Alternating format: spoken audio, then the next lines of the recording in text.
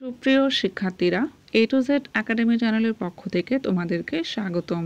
আজকের এই পর্বে জীবন ও জীবিকা বিষয়ে পরবর্তী অধ্যায় ব্যবসায়ের আইডিয়া বানাই এই অধ্যায়টি নিয়ে আলোচনা করব। এই অধ্যায়ে ব্যবসা সম্পর্কে নানান ধরনের তথ্য দেওয়া হয়েছে। তাছাড়া স্থানীয় সম্পদের পরিচয়, স্থানীয় সম্পদের ব্যবহার এসব সম্পর্কে আরও অনেক কিছু বলা হয়েছে, যা তোমরা রিডিং পড়ে নিতে পারো।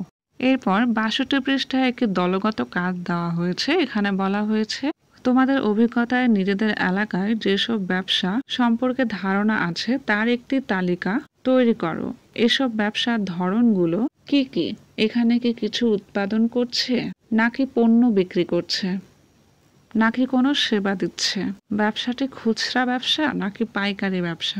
তো এই সবগুলোর উত্তর নিচের ছকে আমরা পূরণ করব। প্রথমে এখানে একটি নমুনা দেওয়া হয়েছে যে ব্যবসায়ের নাম বা প্রতিষ্ঠানের নাম হিসেবে দিয়েছে মুদির দোকান। এটির ধরন হচ্ছে বিভিন্ন নিত্য প্রয়োজনীয় দ্রব্য যেমন চাল, ডাল, লবণ, তেল, মশলা ইত্যাদি বিক্রয় করা হয়। তো এটি খুচরা বিক্রেতা। ১ নম্বরে দিয়েছি কাঁচামালের দোকান। এই ব্যবসাটির ধরন হলো শাকসবজি, আলু, পেঁয়াজ, রসুন ইত্যাদি বিক্রয় করা। এটি খুচরা বিক্রেতা। ২ অলংকারের দোকান।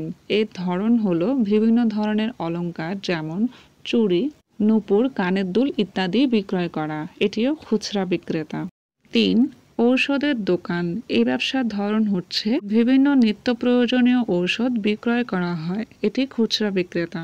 ৪ ফলের দোকান। এই ব্যবসার ধরন হচ্ছে বিভিন্ন ধরনের ফল বিক্রয় করা। ৫ প্রসাধনীর দোকান। নিত্য প্রয়োজনীয় প্রসাধন সামগ্রী বিক্রয় করা হয়। এটি পাইকারি বিক্রেতা।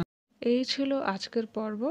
পরবর্তী ভিডিওগুলো পেতে আমাদের চ্যানেলটি সাবস্ক্রাইব করুন। ধন্যবাদ।